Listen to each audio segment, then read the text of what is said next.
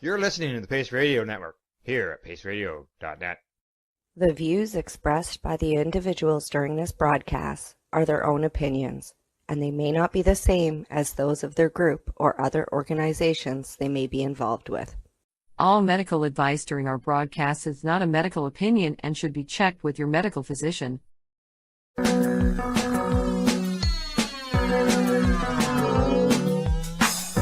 at all that money, yeah, the money that they spent. Take another look now and take some time for hemp. No cut trees for paper, cause it hurts the environment.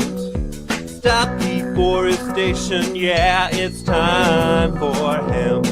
Oh, an acre of hemp makes 20 barrels of oil.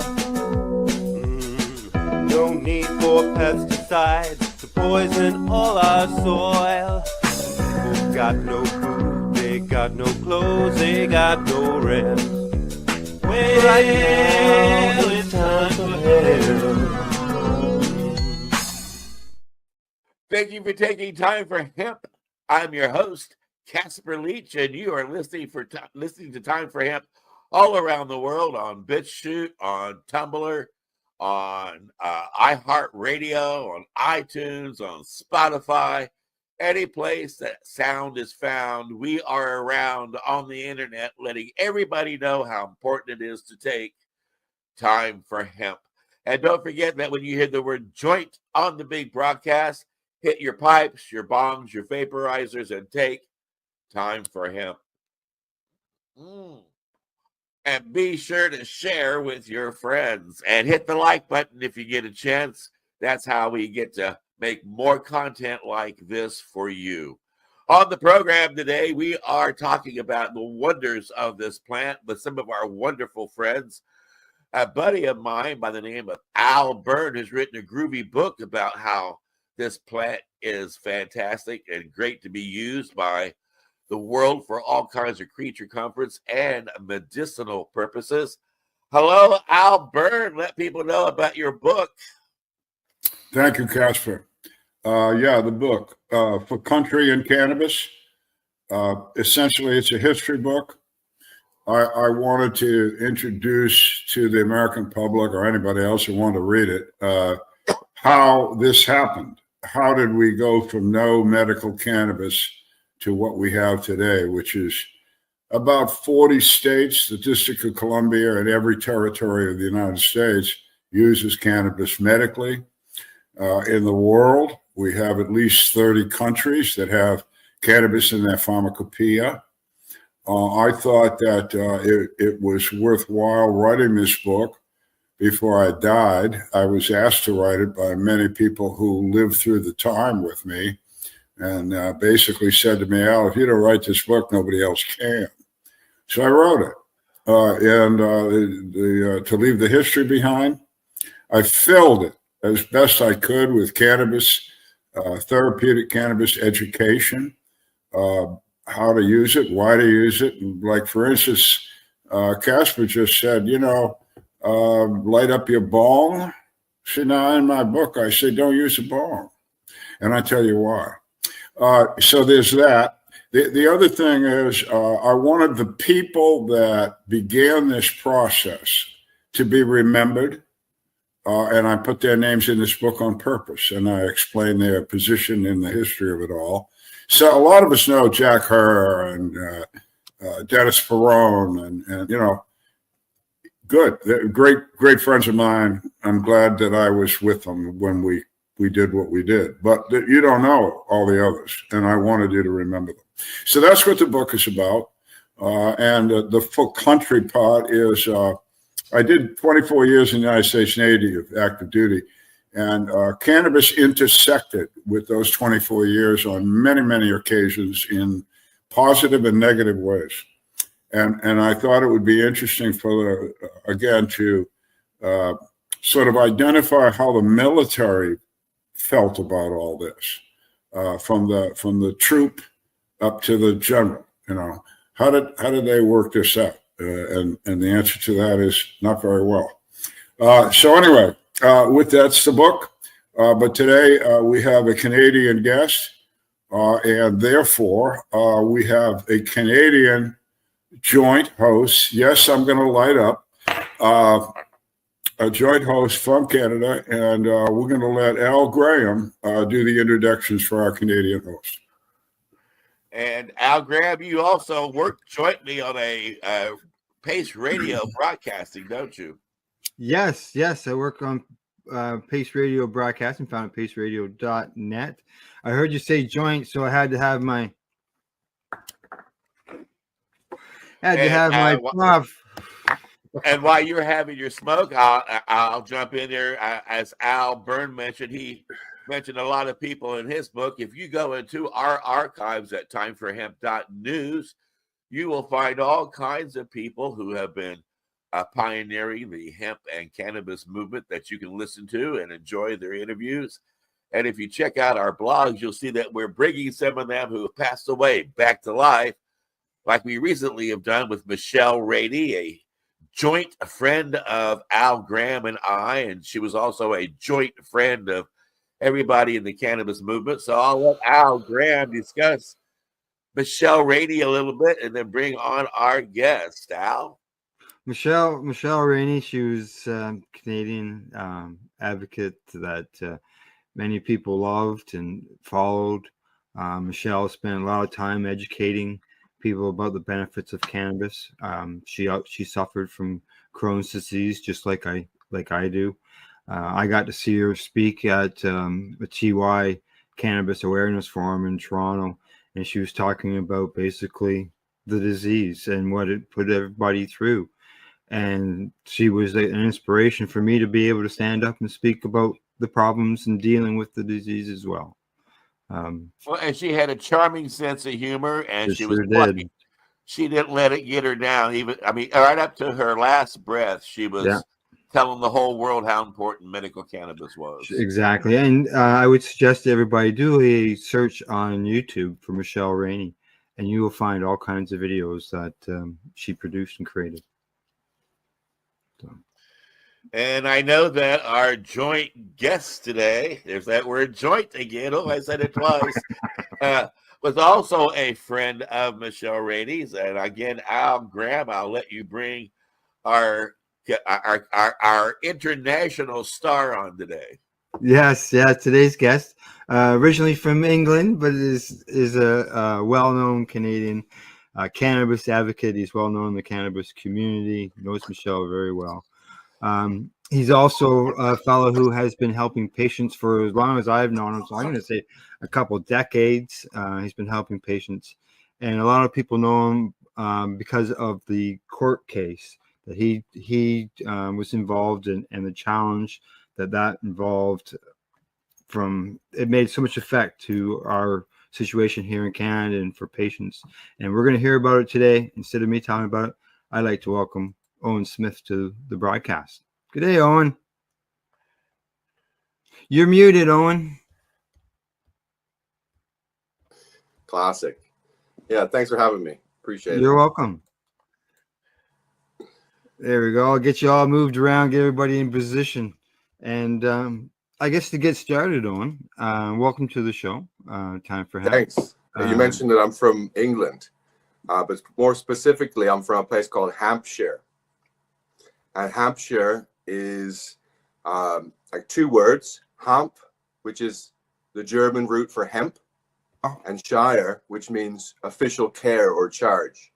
So the place where I grew up used to be a big hemp growing area where they would provide hemp for sails and ropes for the British Navy. So wow. That's where I'm from. So I'm sort of nice from the Shire. Wow. And I journey.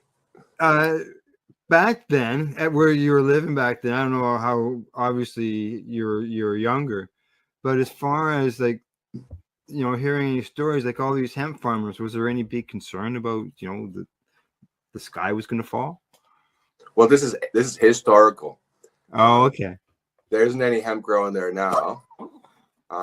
Not where I'm particularly from, but there was other sorts of farms had moved in. But you could still go down to the dockyard where they have the historical ships, like the HMS Victory, which took on the Spanish Armada back in like the 14th century. And the ropes, rigging, sails there are hemp. So Nice. the great value. Yeah, that dovetails really well with our national ship, the USS Constitution, the oldest, longest commissioned ship in the Navy. And it too has ropes and sails and every other thing you can imagine made out of hemp. It was, in fact, we know now that it was Thomas Jefferson that smuggled a bunch of seeds in from England and from France into the United States in his diplomatic pouches because you guys had the good stuff. And Jefferson stole it. I mean, right out. That's what he did. But that's how important hemp was. So yeah, it's nice you bring that up. So give me the hemp shear again, because we have a new hemp shear over here. Yeah. Is that, you think that's the same meaning? Yeah, I do understand that many of the names were copied in the United States. And the root of it is that Hanf, German, hemp, and shire, Old English, for a division of land. And the shire reeve was the sheriff. So he kind of made sure everyone's paying the taxes and stuff. Yeah. Well, so we had a bunch of English guys that were hemp farmers that started up New Hampshire. That's curious. Yeah. Mm. Yeah. The historical importance of hemp is certainly not to be missed. And going back further in my family history, I went to Ireland a few years ago, and I was digging around in the south of Ireland in County Cork, all antique shops, and I found a book. In the back of the book, it talked about hemp and the taxes that were being levied on Irish farmers for hemp by the English. So there was a book called Cannabiculture in Ireland back in the 17th century. They said, we can become independent with hemp. We don't need to rely on the British and the imports they're bringing us. We can grow our own hemp and sell it to Europe. Well, the British didn't like that, and they put an embargo on Ireland with their navy. So you couldn't get any of our hemp or hemp wool composites to Europe for sale. And they put big taxes on any of the hemp exports that we could do. So historically, yeah, many times I think hemp has been an important political piece of the I puzzle. admit that I had no idea that Ireland was in that was such a hemp interested country.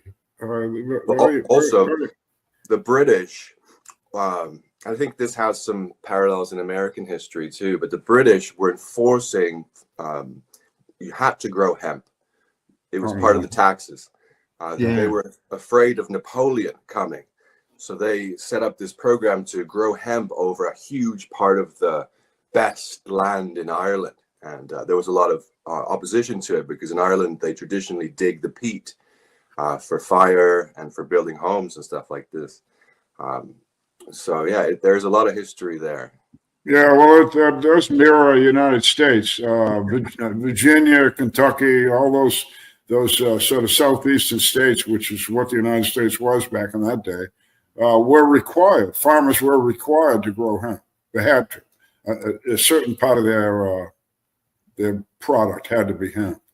Very important, very important. So in Canada, you come into Canada as a UK citizen. I guess you became a Canadian citizen, I'm assuming, and then all of a sudden you woke up one day and said, well, now that I'm in this place, I'm gonna change it. Is that what happened? Well, it was good timing in a way. Just the year after I arrived, I mean, I was only 11 years old, but 1996, Ted Smith started the Victoria Cannabis Buyers Club. And in Vancouver, the first Compassion Club of Vancouver was born. So I arrived just as cannabis advocacy in a very public sense had arrived on the scene. And I didn't catch up for a few more years. But after high school, I found Ted Smith. and Ted ran the Victoria Cannabis Club, and had for about 5 years at that point. And he was doing meetings at the University of Victoria. So what he would do is set up his microphone in the center of the field out front of the library, very central location, and students would circle up around him, and he had volunteers who would go around and hand out joints. So like at the Compassion Club all week, they'd smoke, and then they would keep the roaches, and then they'd roll the roaches into these joints and bring them to the meetings. And so like when I first went, it was like, oh, what? You can go somewhere and get free weed? Like, that sounds great. I must be like 19 or something. Go to the university, stand in the sunshine with all these beautiful young people, get free weed, listen to this guy talk about politics of cannabis, medical cannabis, really blowing all our minds, because none of us had heard how extreme it was. You know, endocannabinoid system. What do you mean? I produce weed in my brain? What? So there was so much to learn, and I think that's the case with this, given that it's been so demonized and trodden down, that when you do come to it, there's so much to learn. It can be a bit of a in your face. But it was through that. It was called Hempology 101. He did a lecture series at the university, and we did these weekly meetings. What time was this meeting? 4:20. I just thought I'd check. I became the student club president and sort of like helped them with a couple of conventions. We had some key speakers come in. One of them was from Leitch. So we had a local law enforcement come and speak for us, which was nice. And also people like Mark Emery, Michelle Rainey, who was mentioned, and other activists at that time. And there has been many for those conventions. Yeah.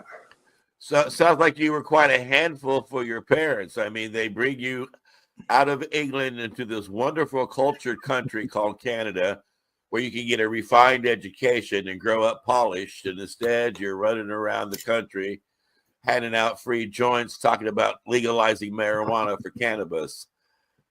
They didn't have. They ready for that? It was hard for them to see this from me. And of course, I tried to explain it. I'll try to tell you all these wonderful things, but they weren't buying it. And I think even to this day, a lot of it seems alien to them, because they're not cannabis consumers, my parents. And coming from England, you just don't have the exposure to any of the culture or any of the information. It's really just what you get from TV, news, really all of the stuff that's painted darkly across cannabis. And so it's been a struggle, actually, helping my parents understand my path with cannabis. You might try introducing your parents to a group called, let's say, Paul McCartney's first boy band, the Beatles.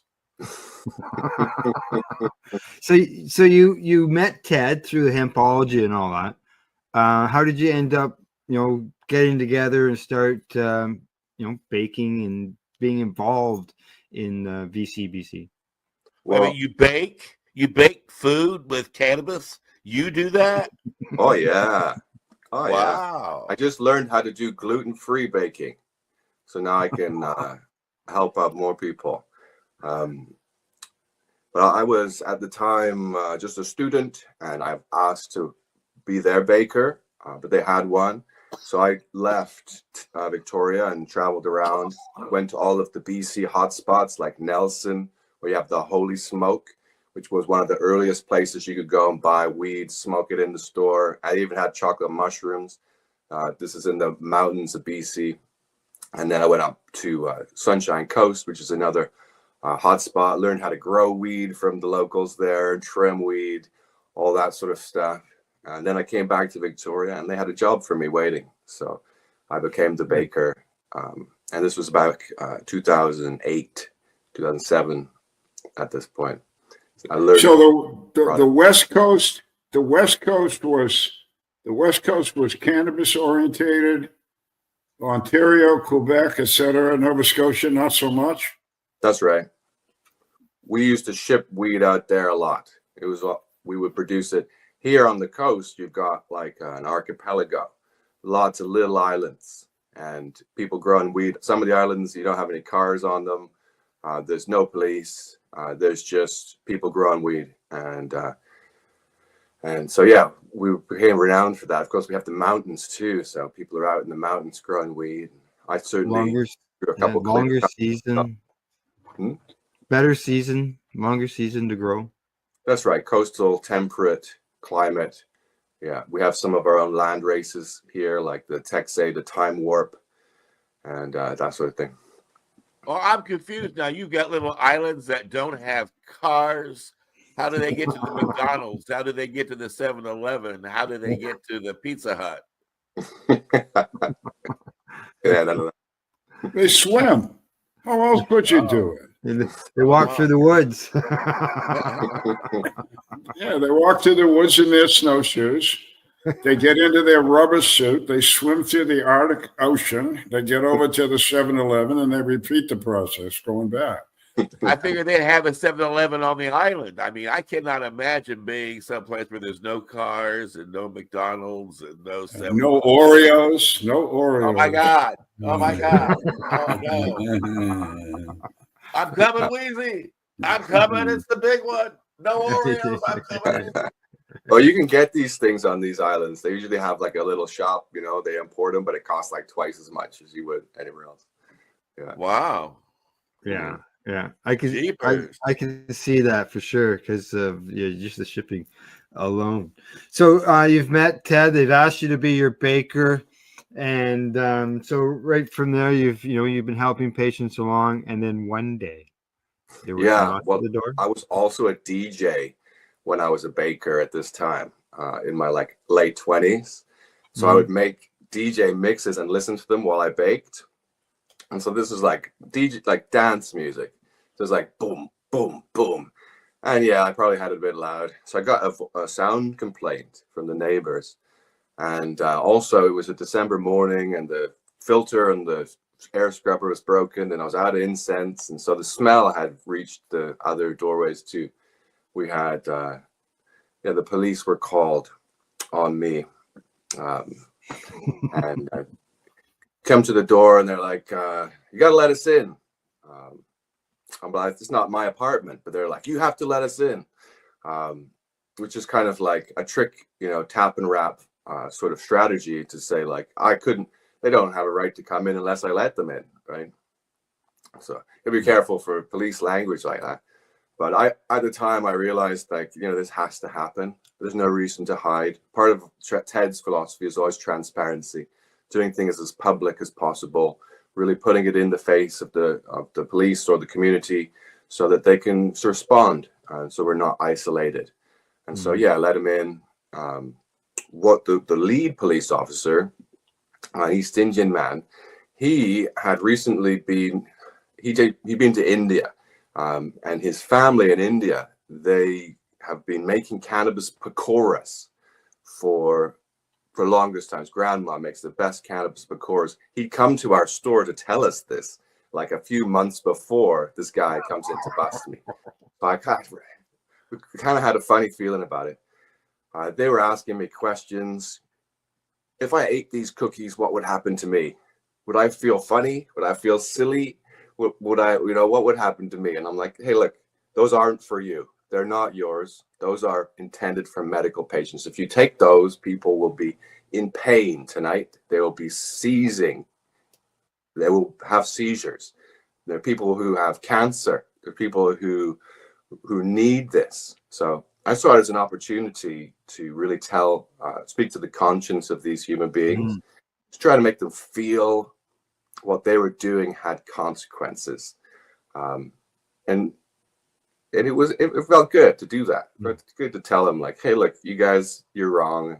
You shouldn't be doing this. But like, what can I do to stop you? Nothing, right? So yeah, they call in another police officer, and the next head pokes inside the door is David Bratzer, and he is the LEAP member who spoke at our convention. And if you look up on the wall here, there's a poster of the convention that I made with his name on. So I'm like, already like 2 of the 3 police officers are like cannabis familiar or friends. So that was how it started. So more police came. They started asking me more questions, and it's just like, I can't answer all these questions for you. I'm good. They take me downtown to the interrogation room, sit me in the interrogation room, start sending in pairs of police officers to ask me questions. Some of them the same questions, but in different orders. They were trying to find out if I was really who I said I was. And this is because I had lost my wallet a few months before, and I didn't have any ID. I said I was a DJ. Well, I used to go raving in these mountains, to go for all night dance parties, psychedelics, stars in the woods, trance music, that sort of thing. Well, I lost my wallet out in the woods. And so they didn't know who I was. And so I was like, they're asking these questions, and it was kind of funny, but also they thought that I was on the run. That I had done some other crimes, and I was concealing my identity. And so it's like hours and hours had passed. And then this fellow walks past the cell and looks in, and I recognize his face. An old friend of mine from high school, and also the goalkeeper of the soccer team that me and my friends put together called the Blazers, which was a soccer team where everybody smoked weed. And we smoked weed in the change rooms. We smoked weed on the field at halftime. We were really good. We finished top of the league 3 years in a row. We were way above what people would expect. And it was because the weed brought us together. Everybody's come to practice because you're going to smoke weed at the practice. It's here with your boys. It's not like drills and stuff. So it was a good team. He comes in. He's like, I don't expect to see you in here. And I'm like, me either. And, he verifies my identity to the other police officers, and that really helped it out. So I got to leave the police station at midnight, and it was December, so it was like icy cold. And I go back to the club, the Compassion Club, and there's Ted Smith and some of the staff still there, waiting to see if I would be released with some big joints. And I got the next day off. And then after that, right back to work. So what got you involved in the writing about cannabis? We started a newspaper called the Cannabis Digest. It was originally the Compassion Club's newsletter, but we figured we needed a platform to share our message, given that many of the news media outlets always fumbled it. They prefer to put a pun in the headline than a detail in the article. And so it wasn't serving us. So we made a blog, printed a newspaper, distributed it across Canada and internationally. Ended up in about 10,000. We print every 3 months. And we did about 42 editions of that. So we could make sure that our message was detailed and in the open. And therefore, if anybody was getting it wrong, we could simply slap a link down in the comment section, or really kind of help bolster the message, make it more accurate. Because we know it's a communications issue with cannabis. There's a lot of misinformation, disinformation, and it takes a lot of effort to combat that.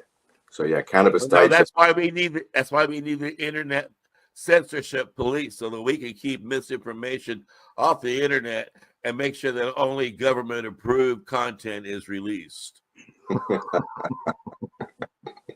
Well, maybe not exactly, but I mean, in Canada, the government puts out stuff about cannabis, and some of it's okay, but we've seen some crazy stuff, but it's sort of a mix, isn't it? It is. Well, I totally agree, though, Owen. My background is the same as yours, which I'm going to say in one word is education. It appears to me that through your media work, you were saying you're backing up your work, okay, but that's education, and you were spreading it around the country. That's education, and that was obviously successful long term, and I found the same method, education, to be effective in the United States and elsewhere. You're right. Disinformation, misinformation. Some people just say shit because that's what they heard. It's not they're trying to be wrong. They just thought that that's how it was. Let me ask a basic question. When you were doing this, say when you started with your digest, what did you call the plant? What word did you use? I meant cannabis. You did? Yeah, what was called the Cannabis Digest, the title. So good. And what year was that? I think it transformed into a newspaper in 2009 when the court case started. So yeah, we announced it with a press conference, and yeah. I'm going to actually show everybody right there. This is the Supreme Court. This is an article within Cannabis Digest. Probably one I wrote. R.V. Smith. Ted. Yeah. So Ted and I wrote lots of articles. I wrote over 150 articles about cannabis and about the trial. Mm-hmm. Yeah. Yeah. Well, let's skip to the trial. Tell us about this trial. You're sitting there in front of the Canadian Supreme Court. That's a big deal. Yeah, we started in the BC Supreme Court 2012. We had 4 weeks to make our case to this to the judge alone. It was a voir dire, so a trial that occurs before the actual criminal aspect of the trial. So the trial was based on the constitutionality of the law, and so we could find the law unconstitutional before I actually went to trial. So that's what we tried to do. We brought in 4 patients from our Compassion Club with impactful stories. We brought in Dr. David Pate, who is a scientist who's been working on cannabis probably longer than most, and who appears in the citations for many of the studies that Health Canada references. So we had to go up against the police, and then we had to go up against the Chief Science Officer for Health Canada. He testified, and then we also had a food and drug expert talk about the regulations testified. So it was a battle of wizards. That's why I said that our wizard, Dr. Pate, he brought it. He was like a rainbow wizard. He was coming in like so much knowledge, so much information and compassion. Lovely, lovely man. Long white beard, ponytail. Just very, very informed and clear. Meanwhile, on the other side, they had sort of like this Ming the Merciless sort of wizard who didn't have any knowledge specifically of cannabis, but had reviewed a lot of reports and made this review of all of the studies. So he didn't have any specific experience with cannabis, but had read a bunch of books, read a bunch of studies, and put this thing together. So we essentially destroyed him and his credibility in the courtroom. And then we had our Matlock moment where Kirk Tusaw, who is my lawyer, was able to tease out from the government's chief science officer that his conclusions in his affidavit had actually been written by his boss at Health Canada and were not his own conclusions. It's in my book, Legalizing Cannabis Extracts, I put word for word that section of the case, so you can really see just how the castle wall crumbled on this man and his defense. You show us your book again? This is a pre-release copy. It's currently in pre-release mode. It's going to come out soon, before 4/20. Gorgeous. The cover is gorgeous. Yeah, it shows how, if you look in the cover, that mushrooms as well are an important part of this journey, and that mushrooms magic mushrooms were a guide for me, leading me toward helping people and helping them with cannabis and understanding the power of natural medicines. I had lots of wonderful experiences with mushrooms, and currently, I'm going to skip ahead to the present day, but I still work with Ted at this Compassion Club. And on the back side of the building, there is a clandestine mushroom club that has emerged, sort of emulating what we were doing back in the day, bringing mushrooms to the forefront with professional style products like chocolate bars and gummies and this sort of thing. So mushrooms and cannabis. We had somebody on here recently who was a fan of mushrooms. Yeah. Cindy, her name was Cindy. I don't know. You might know her, Cindy How Cindy How. And But, Tony. She said that she like flew on her mother's back and talked to little people and had conversations with the food that you give out. Does that make people have those things? Does that happen? And have you done that? Do you talk to the little people when you do? I can tell you, like, cannabis edibles sort of fit in that category too. I don't know how deep you guys have gone with them. I've gone deep, and you can have all sorts of experiences which are unusual with a high dose of cannabis edibles. Different than mushrooms, but still something that you should do in a controlled environment and consider your mind state. So those are the two important things to think about with these psychoactive experiences, is the set of your mind and the setting that you've placed yourself in.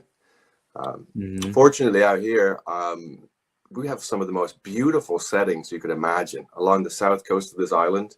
Long paths through the woods with great big trees, and then beaches after beaches curled with the classic evergreens all dotted along the silhouette.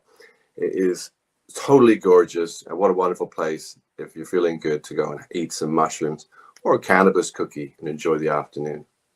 There's a history book called Set and Setting, very appropriate for this conversation. It was written by a friend of mine, now gone, named Norman Zinberg. He was a PhD psychiatrist. He was on the board of Normal when I ran it. And it's an excellent book. You should look it up, Owen. Set and Setting, Zinberg. Another coincidence, David Pate. I put together a cannabis book in 1997 called Cannabis in Medical Practice.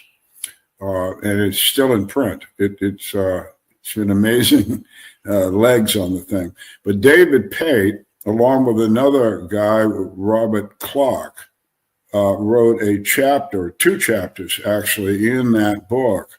One was about hemp, and the other was about how hemp and the earth connected. The hemp thing was very specific to the plant. But David was the co-author of those 2 chapters. And so I consider David in 1997 an expert.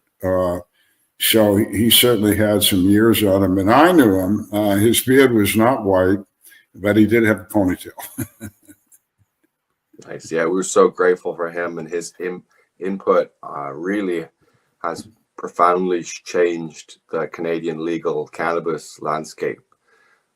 He also had, I believe, testified in Watermelon's case. I might be wrong about that, but he's little known, but really a big character.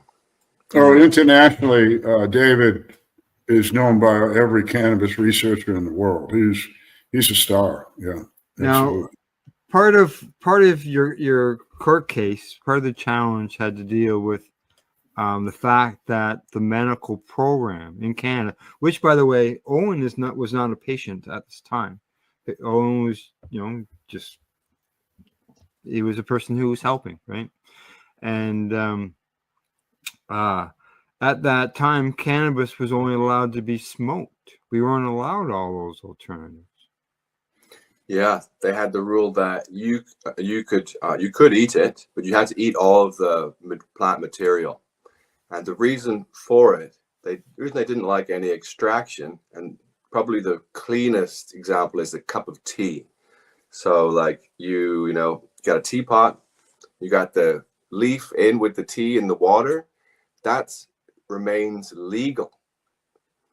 But once you pour it through into the cup, now what's in the cup is illegal. The reason for that was that the government, they needed to know, they needed to be able to, the police, to be able to weigh and measure your amount. So if you're a patient, you needed to stay within a specific limit. But if you mixed it with something, how are they going to measure and make sure that you were abiding by the rules? That was their argument. And the way we saw that was that they were precluding criminality into patients. So they're like patient criminals, and not giving people, that instead of the sense that we were making, which was that the active ingredients live on the outside of the plant. The plant itself, the fiber, the wood, have no medicinal benefit. They're not going for that in the first place. The government's referring to something which didn't really make fundamental sense. And that's why David Pate, he helped illustrate this. And we used some metaphors to help the judge understand. One of them was the golf ball on the tee. Something the judge might have had some familiarity with. The golf ball isn't supposed to stay on the tee. It just falls off. It's precarious. And that's the same with the trichome. The trichome head, it's like a little mushroom, little glass mushroom. And you give it a little shake, and all of a sudden, it's everywhere. Even the government cannabis that they would send out, the dry cannabis in the bags, would reach the home, and when they pulled the cannabis out, the bag itself would have trichomes lined on it. So were they breaking the law by mailing it out, or could they take it out of the package? None of this made sense, right? And so we started to break down the nonsense that was holding up this prohibition, which was not botanical, was not factually based on the reality of the plant. Now what? So you were talking therapeutic use, and they were talking criminal use. I mean, that's the debate here. They set up the system so that they could prove or disprove you're a criminal, and you're sitting there saying, "That's not the point. The point is this is medicine." Did you prevail? Well, yes, we did. After the 4 weeks, we declared the law unconstitutional in British Columbia, and then triggered the next phase of the legal process here, which there's a 3-step process. We go British Columbia, then we go to appeal court, which has 3 judges, and then Supreme Court of Canada after that is 9 judges. So, but before we could go to the appeal court, we won the voir dire, but the judge said I still had to go to trial. I still had to see a jury and had to find out whether or not I personally should be punished. And so we arranged for that. 9 months later, we would go to court to set up a jury trial for me. And we figured we'd already won. We made sure we, published about it as much as we could. We, the jury pool, we could taint with education. We could make sure people knew the real story. We did. We sent newspapers all around, and then also we waived our publication ban so that other news outlets could come and report on our case. So we appeared in the news across the country. It was a very high profile, which was important for us.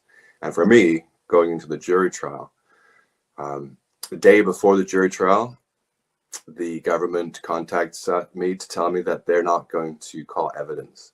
They don't believe they're going to win. And so I was released at that point. But they let me wait for 9 months. Sure. Just for fun, right? Just to get my nerves up or something. Were you facing jail time? Did you get yourself involved in something that maybe you shouldn't have got yourself involved in had you listened to the right people and stayed away from that devil weed? They wanted 4 months in jail. They sent me this paperwork which requested that, but then in the back of the paperwork it had a criminal record, and the criminal record included armed robbery, breaking and entering, all this stuff that I had no idea about. And so I look, and they actually had a different person tagged onto my file with a different middle name. Okay. So after that, they were a little bit dumb. They didn't come back with a new recommendation for jail. It was a bit of a fumble, essentially. So it was not clear if I was going to get any punishment, and essentially I got released at the jury trial level before we went to the appeal court. And at the Court of Appeal, we won that. That was in Vancouver 2 years later, and we won 2-1. So the two female judges agreed with us. The one male judge did not, and he thought that I didn't have a right to stand up for medical patients because I'm not a medical patient. Right. The issue is called standing. I don't have the standing to raise the argument, is what he said. We have the same here. We have the same problem here. Yeah.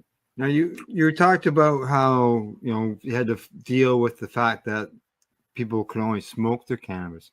When it came to the Supreme Court challenge, I was one of the many people that were in the courtroom that day during those times. There was other people that were involved. You had interveners as well that got involved in the case, and that included parents of children who had to consume cannabis, and the federal government was basically telling them that their parents, by making coconut oil, they were breaking the law. That's right. Coconut oil. That's right. Mandy McKnight and her son Liam, as well as a number of other parents across the country, had been contacting me, excited about what we were doing, because their situation is so dire. That kid's not gonna live to adulthood. He's gonna seize a lot and die. Really the worst thing you could imagine, I think. And they were so happy that there was someone fighting for them. And Mandy is a wonderful public speaker, and she volunteered to go on national news. She was on like Power and Politics, which is one of our biggest high profile interview segments on CBC, on our national broadcaster.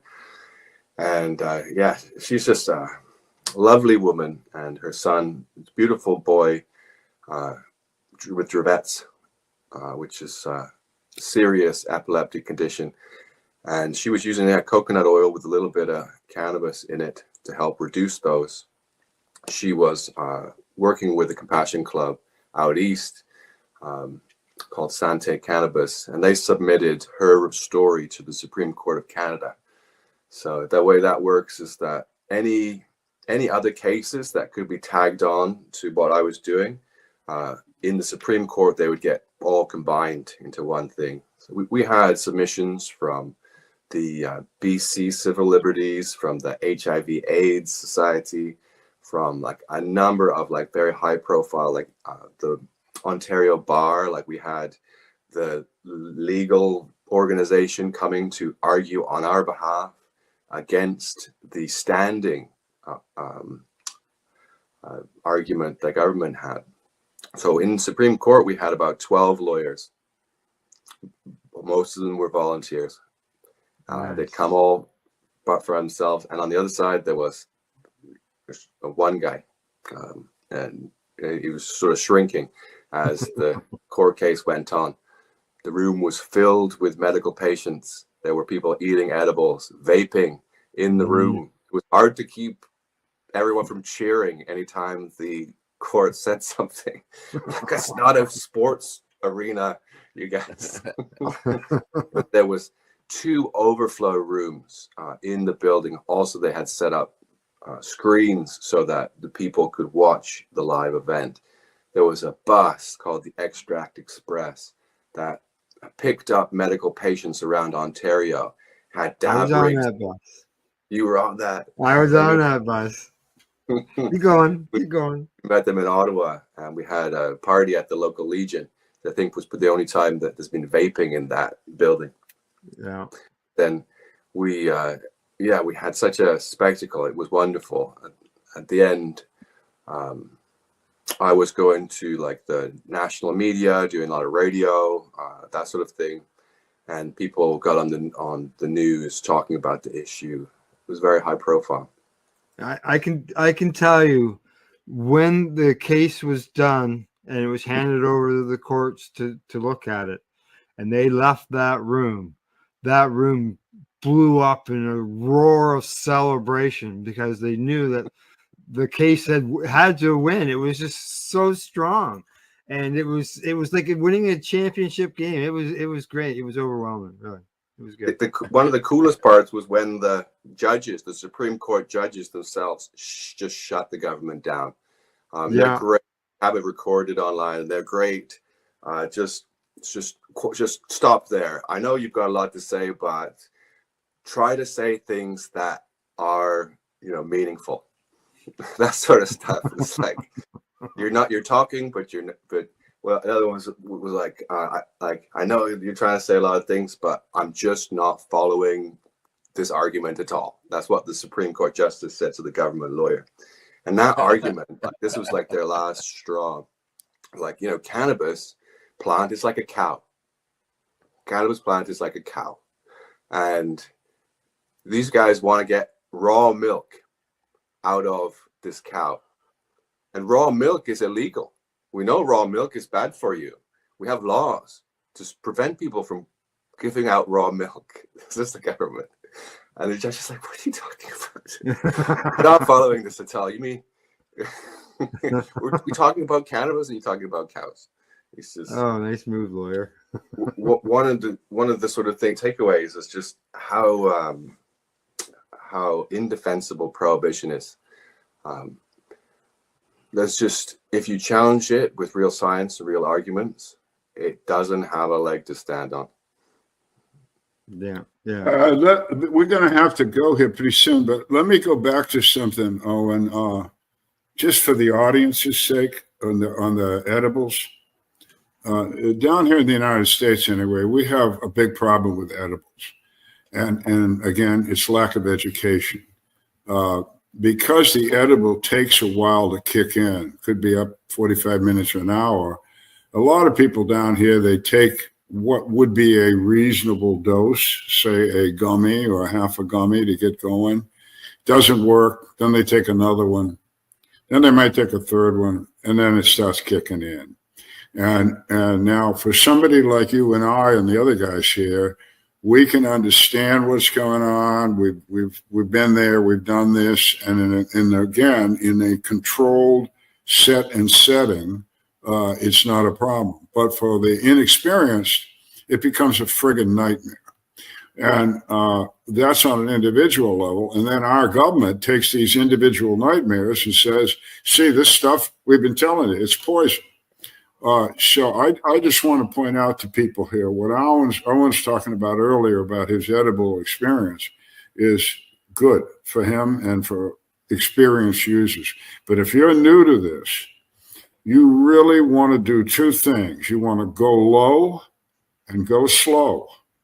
Just keep that in mind. Take a low dose and be patient. Yeah. Owen, before you take off, let's brag up some stuff here. Let's have the book again. Yeah, what are you doing now? Yeah, now in the book, and what do you got going next week and all of that? I mean, are you retired? Are you going into a nursing home, or are you writing your memoirs? What's up? Well, this book is coming out soon. I'll be releasing it before 420 and combining it with a podcast. So, oh, nice. Like what you guys are doing, I'm doing a similar thing. I've got a local movie producer who's helping me with it, and we had our first episode recently with Ted Smith, and I've got some lawyers lined up to really dive into it. It's going to be called The Legalizers. So it's really focusing on those who are making an effort to legalize cannabis in some way or another, or change the law. Since legalization up here, we have sort of an legal market, which is very impotent in its advocacy. It can't challenge Health Canada without getting spanked, and they're all competing with the government. It's kind of ugly the way it's been set up. up here. And so it's important, I think, to get the message, to continue to get the message out that there's a lot still to be done. We currently, I'm breaking the law every day I go to work. We're on the front line of it at a medical cannabis shop. In Canada, you're not allowed to have medical cannabis shops. You can only have recreational cannabis shops. And so we also have a consumption lounge. You're not allowed to have those, but we work on getting that happening for us. We're also selling edibles, which are above the limit, the legal limit that was established. And that is an arbitrary limit that has no basis in science and was simply the government's response to my ruling to say, okay, you can have edibles, but they got to be really, really weak. You got to eat a whole bunch of them. You know, a new arbitrary limit has been placed between people and their medicine. And so we are bypassing that, providing high dose edibles for people with very serious conditions.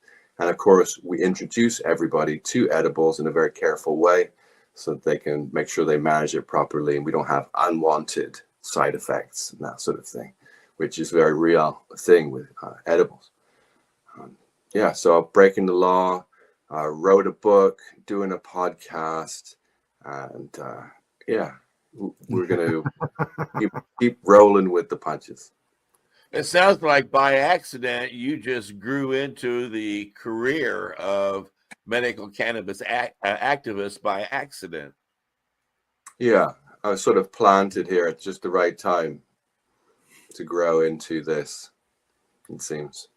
Well, we got the right guy at the right time. Fate came along and worked out well. Your experience that you've told us all here was rather remarkable.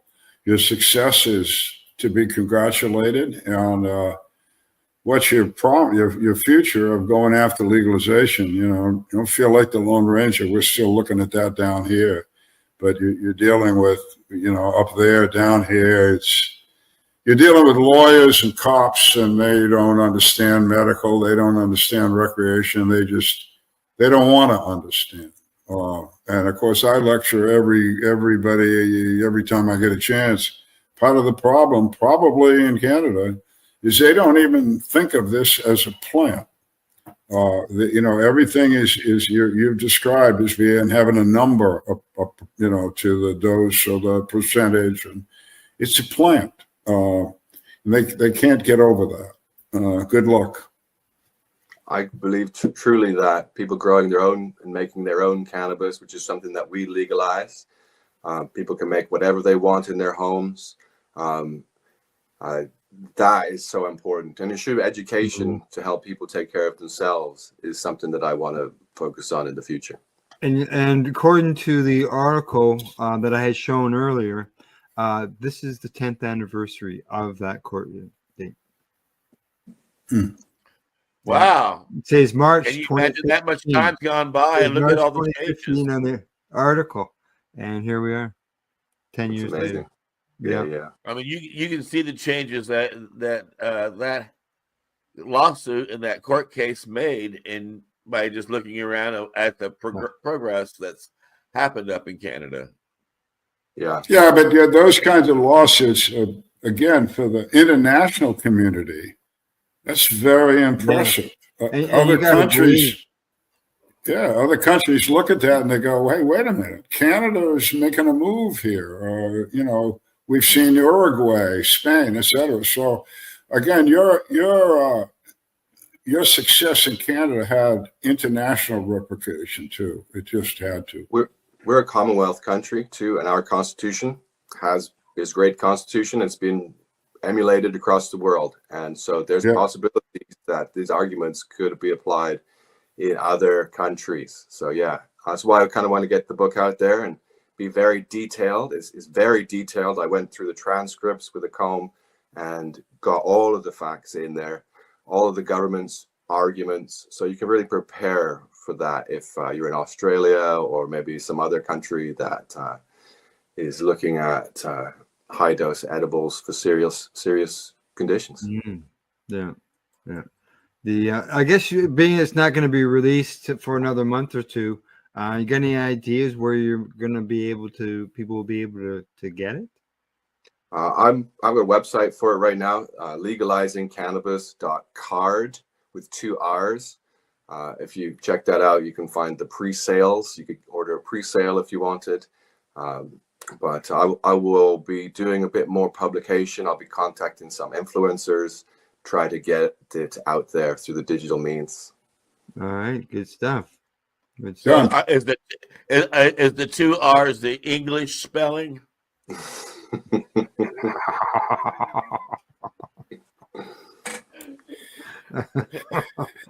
All right.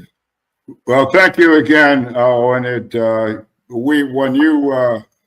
We took a little break there. The people probably won't know that, but we took a little break, and the 3 of us sat here and went, "Damn, that was pretty interesting." So, thanks a lot. Thanks a lot for coming. Thanks for having me. Yes, exactly. We appreciate you coming on, and it's nice to remember going back over those whole times, and the people who are new to the cannabis community, may not have heard the story or just maybe heard it faintly. So it's always nice to be able to have somebody come back to the program who's gone through those things in order to help let people know the history and the advocacy that's been to get us to the point where we are today. Because obviously your case should have an effect on what we have today for legalization. And again, you work with some of the pioneers like Michelle Rainey. We should give her a shout out. You want to say anything about Michelle before we go? Well, I unfortunately didn't get much time with Michelle. I did get a nice big hug. She used to give these beautiful big hugs. Yeah, but she was a legend, largely like in the Vancouver scene, but also across the country. One of the BC3 that had so much attention brought to them from the DEA. Yeah, a real hero, standing up to some serious opposition. Yeah. And blessed. Al Graham, I know that you also were a champion of Michelle Rainey, and you were a very good friend of hers as well. Yeah, I met Michelle through Treating Yourself magazine. I mentioned earlier about the story of the first time I had met her. Over my left shoulder right here is a caricature picture of Michelle Rainey that was on the front cover of Treating Yourself magazine. And it was presented to me when I received an award, Michelle Rainey Award for my advocacy work through Treating Yourself magazine. And she lives in our hearts, and she lives at Time for Hemp as well. People can find information and meet Michelle Rainey at the timeforhemp.news website. Al, Byrne, I'm thinking you had a chance to meet Michelle once or twice, didn't you? No. All right. Well, I guess not. Well, is there anything you want to say before we say goodbye? So long, farewell.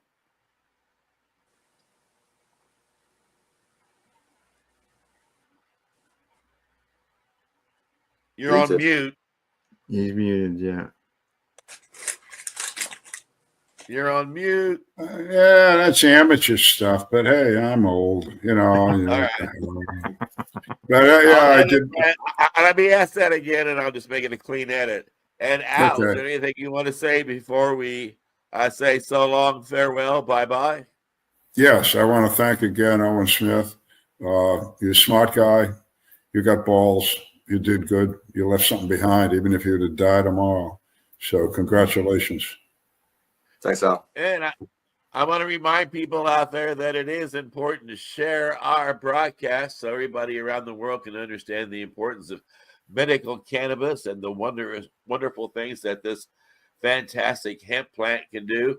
Please, again, subscribe and hit the like button if you get a chance, and let your friends know about our broadcast. That's how we get found. Go visit the timeforhemp.news website and check out our archives. There's a lot of amazing voices in there from yesteryear that still have a lot of things to say to the people who are working on the front lines today. And with that said, make everybody understand how important this plan is and how we need to come together to take time for hemp.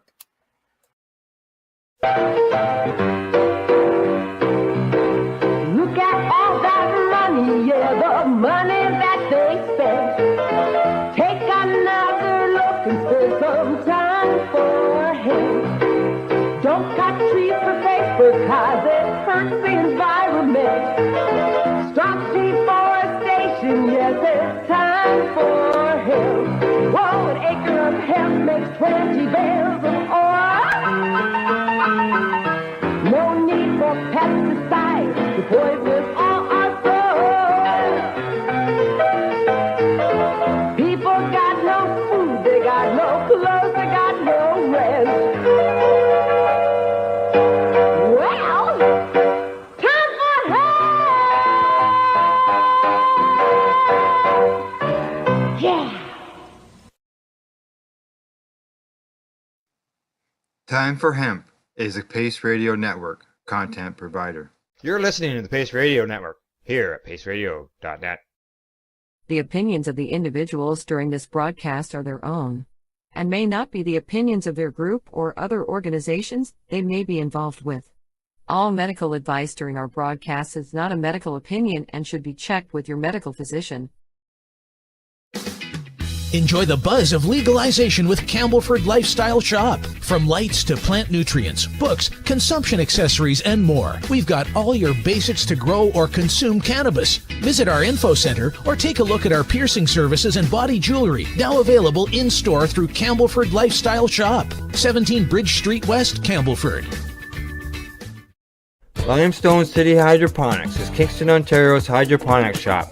Take your growing to the next level and create the optimal environment with a tent kit, or maximize your yield with an ebb and flow flood table kit. Either way, Limestone City Hydroponics has more sizes and options to fit your needs.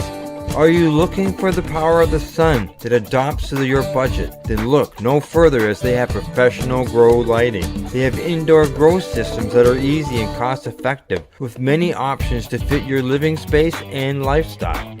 Cultivate your growing potential. We have everything you need to succeed. And if you can't make it to the store, they offer local delivery to the greater Kingston area. Remember, when you're looking for experts to help you grow, then look no further than the locally owned Limestone City Hydroponics, 105 Sunderland Drive in Kingston, Ontario. Call them at 613-548-0420. We are people advocating cannabis education here at paceradio.net.